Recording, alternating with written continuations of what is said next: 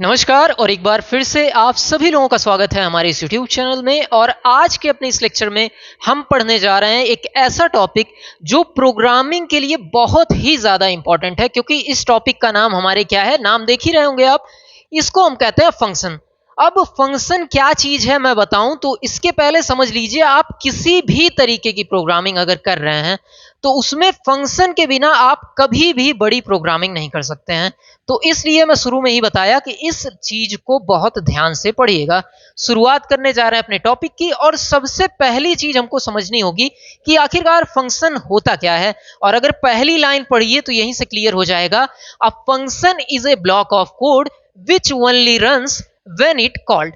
मतलब फंक्शन एक block of code है, एक पीस ऑफ कोड है जो तभी रन होगा जब आप उसको बुलाएंगे।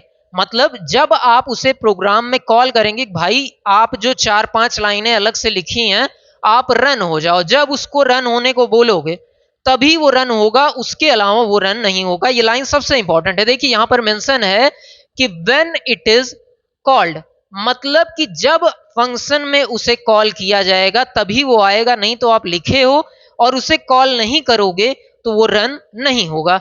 आगे की तरफ देखिए, लिखा हुआ है कि you can pass data known as parameters into function. Function में आप डेटा पास कर सकते हो और उस चीज को हम क्या कहते हैं, पैरामीटर्स कहते हैं। इस चीज को आगे अभी अच्छे से हम डिस्कस करेंगे। अभी तक मैं अगर इस स्लाइड में बताऊं क्या इंपॉर्टेंट चीज है तो इतनी सी जान लीजिए। कोई पूछे फंक्शन क्या है तो आपको बताना है ये कुछ भी नहीं है, ये नॉर्मल कोड की तरीके से है, पर इसमें एक फैसिलिटी होती है, ये तभी रन होगा जब आप इस चीज को कॉल करोगे। समझ में आई ये चीज? आगे की तरफ बढ़ रहे हैं और देखते हैं इसके बाद क्या बात कही गई है। तो इसका एक देखिए, प्री डिफाइंड फंक्शन क्या होता है। प्री डिफाइंड फंक्शन मतलब कि जो पहले से आपको डिफाइन कर दिया गया हो। देखिए, so it turns out you already know what is function. मतलब इसका मतलब यह है कि अभी तक जो प्रोग्रामिंग आप किए हैं उसमें फंक्शन का आपने इस्तेमाल कर लिया। जैसे यहां पर देखिए, आप मेन लिखते हो, उसके बाद ये ब्रैकेट लगाया और यहां पर बंद कर दिया।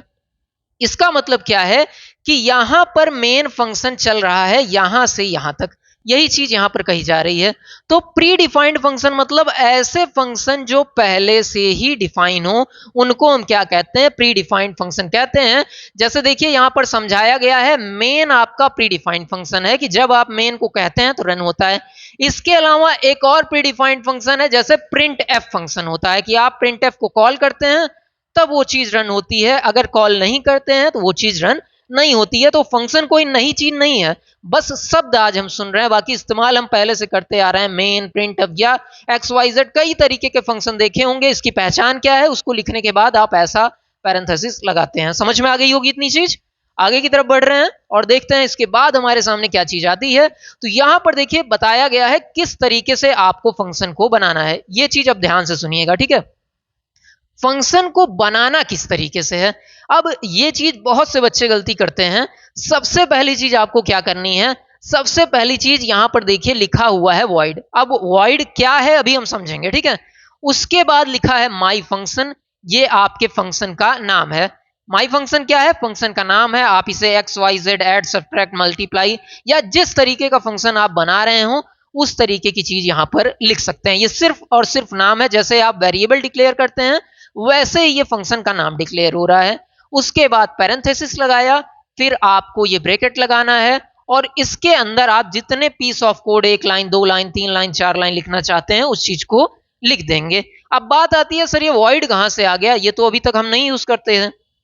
void कुछ नहीं है, void बस सिंपल सी चीज कह रहा है कि ये फंक्शन कुछ भी रिटर्न नहीं करेगा। void मतलब कुछ नहीं, void का मतलब ये फंक्शन कुछ भी आपको रिटर्न में वापस देने वाला नहीं है, और इसी चीज को यहां पर void से दर्शाया जाता है। अगर कुछ रिटर्न करना होगा तो यहां पर इंट या फ्लोट या जिस तरीके की वैल्यू रिटर्न होती वो यहां पर लिखते। अब देखिए इस एग्जांपल को एक्सप्लेन किया गया है। सबसे पहले माई फंक्शन क्या है, ये नाम है आपके फंक्शन का। क्या चीज, माई फंक्शन क्या है, ये नाम है फंक्शन का। इसे आप चाहें तो सिर्फ एक्स से भी डिनोट कर सकते हैं, कोई बाउंडेशन नहीं है, ठीक है। जैसे आप वेरिएबल का नाम रखते थे वैसे आप फंक्शन का भी नाम रख सकते हैं। इसके बाद कहा है कि void का मतलब क्या होता है, मैंने आपको बता ही दिया। इसके बाद आप फंक्शन के अंदर जो लिखते हैं वो फंक्शन की बॉडी कहलाती है। इस चीज को आप बदल भी सकते हैं। समझ में आया, यहां पर जैसे एक लाइन में ये कोड लिखा है, इस कोड को आप चाहें तो एक से ज्यादा लाइन में भी लिख सकते हैं। समझ में आई ये चीज?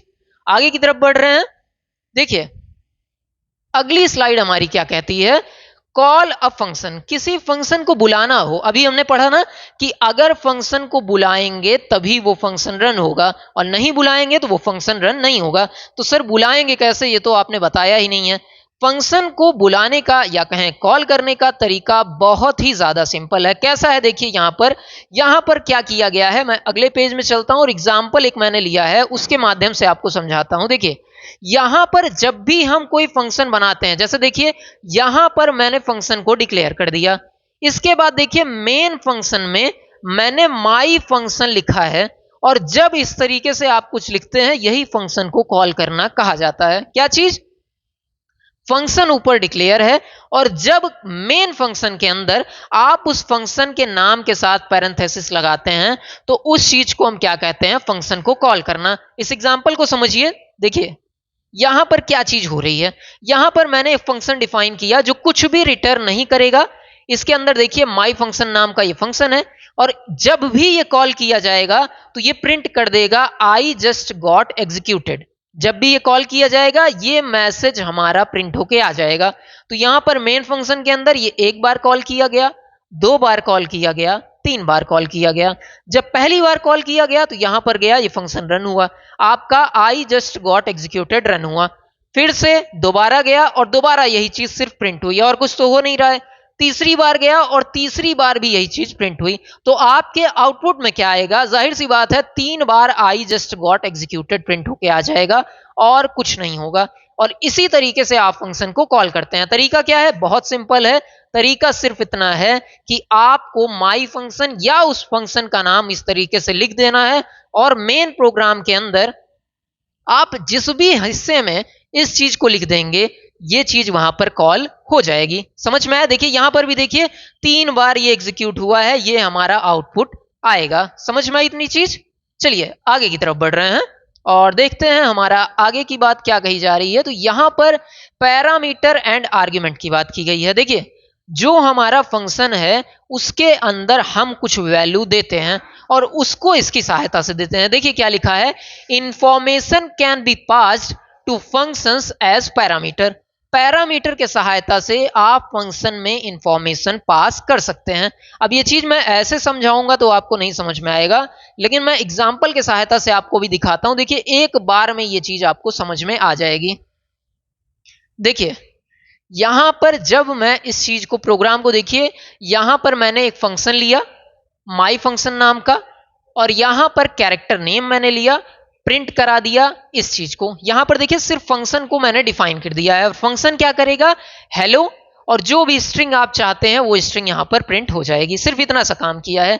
अब यहां पर नीचे आइए तो देखिए माई फंक्शन में हमने इस नाम को पास किया है। अब यहां पर क्या चीज होगी, ध्यान से देखिएगा, माई फंक्शन के अंदर लीना, जो लियम नाम है, जो भी नाम है, ये नाम उठ के जाएगा और इस जगह पर स्टोर हो जाएगा। समझ में आई? ये नाम उठ के जाएगा और इस जगह पर स्टोर हो जाएगा, और जब यहां पर %s की सहायता से नेम को प्रिंट कराया जाएगा तो नेम में अभी क्या नाम है, ये पहला वाला नाम यहां पर है। दूसरी बार जब वैल्यू पास हुई तो यहां पर जेनी हमने पास करा दिया। तो अब क्या होगा, अब दूसरी बार जब ये फंक्शन जाएगा तो वहां पर जेनी जाएगा और नेम में स्टोर हो जाएगा, और जब हम नेम को प्रिंट कराएंगे दूसरी बार जेनी प्रिंट हो जाएगा। ऐसे ही तीसरी बार अंजा जाएगा और ये नाम हमारा प्रिंट हो जाएगा जब तीसरी बार प्रिंट कराएंगे। और यही चीज जो आप वैल्यू दे रहे हैं, इसी चीज को आप कहते हैं आर्ग्यूमेंट। समझ में आई ये चीज?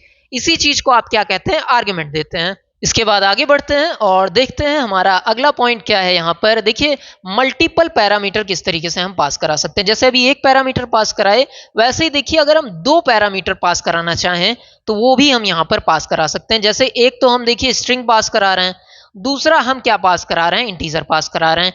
लेकिन ये 2 पास हो पाए इसलिए देखिए यहाँ पर 2 चीज हमने दी भी है। एक नेम नाम का स्ट्रिंग हमारा यहाँ पर स्टोर होगा और दूसरा एज यहाँ पर स्टोर होगा।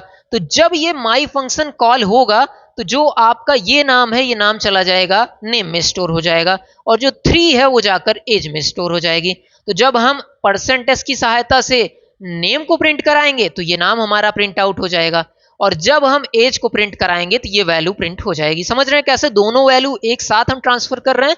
फिर से एक बार देखिए, ये वैल्यू चली जाएगी पहले वाले में और ये वैल्यू चली जाएगी दूसरे वाले में, और इस चीज को सिंपली हम प्रिंट करा देंगे। और यही चीज 3 बार की गई है, बट डिफरेंट वैल्यू के साथ। दूसरी बार जेनी 14 हुआ, फिर अंजा ये आपका 30 हुआ। ठीक है, समझ में आ रही होगी ये चीज। अगर देखिए सिंपल सा समझेंगे तो बहुत सिंपल है। यहां पर हमने कह दिया भैया तुम्हारे पास 2 वैल्यू आने वाली है, एक आप नेम में स्टोर कराओगे, एक आप एज में स्टोर कराओगे, और फिर हम बारी बारी से 2 वैल्यू देते जा रहे हैं, और वो दोनों वैल्यू को स्टोर करा के उसके साथ जो भी चीज प्रिंट करना चाह रहा है या जो भी काम करना चाह रहा है वो कर सकता है। कोई भी यहां पर दिक्कत आपके सामने आने वाली नहीं है। फिर बात आती है रिटर्न वैल्यू की। रिटर्न वैल्यू क्या है कि फंक्शन जो पूरा काम करके आपको वापस देता है उसी चीज को हम रिटर्न वैल्यू कहते हैं। क्या चीज? फंक्शन में जो भी प्रोग्राम रन हुआ है वो पूरा एग्जीक्यूट होने के बाद जो वैल्यू आपको वापस देता है उसी को हम रिटर्न वैल्यू कहते हैं। जैसे ये एग्जांपल देखिए, कोई भी प्रोग्राम रन होना कहां से शुरू होता है? मेन से शुरू होता है। भले ही आपने यहां पर फंक्शन का नाम डिक्लेयर कर दिया है, आपने फंक्शन को डिफाइन कर दिया है, लेकिन रन कहां से होगा? रन ये यहां से होना शुरू होगा। तो मेन से ये रन होना शुरू हुआ। उसके बाद देखिए प्रिंटएफ पे गया, और प्रिंटएफ में कहा कि रिजल्ट इज %d, और %d की जगह पे फंक्शन को कॉल कर लिया। और ये फंक्शन हमारा जब रन हुआ तो उसमें हमने 3 पास करा दिया, मतलब x में अभी आ गया 3। और जब 5 + 3 हुआ, मतलब 5 + 3 = 8, तो ये फंक्शन रिटर्न क्या करेगा? ये फंक्शन रिटर्न करेगा 8, और ये 8 आके यहां पर %d की जगह पर प्रिंट हो जाएगा और हमारा फंक्शन स्टॉप हो जाएगा। समझ में आई ये चीज? फिर से देखिए एक बार, यहां पर माई फंक्शन कॉल किया गया और इसने वैल्यू 3 यहां पर दे दी। अब x की जगह पर यहां पर स्टोर हो चुका है, जो x नाम का ब्लॉक मेमोरी में बनता है वहां पर 3 स्टोर हो चुका है। अब जब 5 में x प्लस होगा तो 5 में क्या प्लस हो जाएगा? 3 प्लस हो जाएगा, और 3 हमारा रिटर्न हो जाएगा यहां पर बिना किसी समस्या के साथ। समझ में आई ये चीज? चलिए आगे की तरफ बढ़ते हैं और अपना अगला पॉइंट देखते हैं। यहां पर भी देखिए रिटर्न वैल्यू समझाई गई है एग्जांपल की सहायता से। अब यहां पर x + y किया गया है, लेकिन x और y में अभी कोई वैल्यू नहीं है। मेन से शुरू होगा प्रोग्राम, %d। यहां पर 2 वैल्यू पास हुई है, x में 5 चला गया, y में 3 चला गया।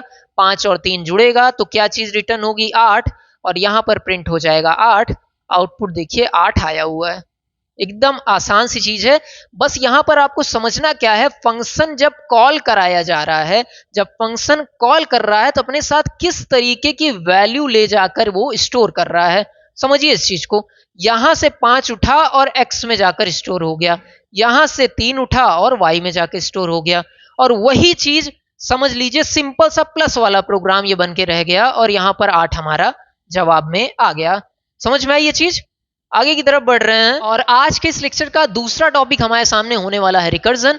और इस चीज को बहुत आसानी से समझिए। देखिए ये प्रोग्राम में एक ऐसी चीज है जिसके द्वारा फंक्शन खुद को ही कॉल कर लेता है। क्या चीज?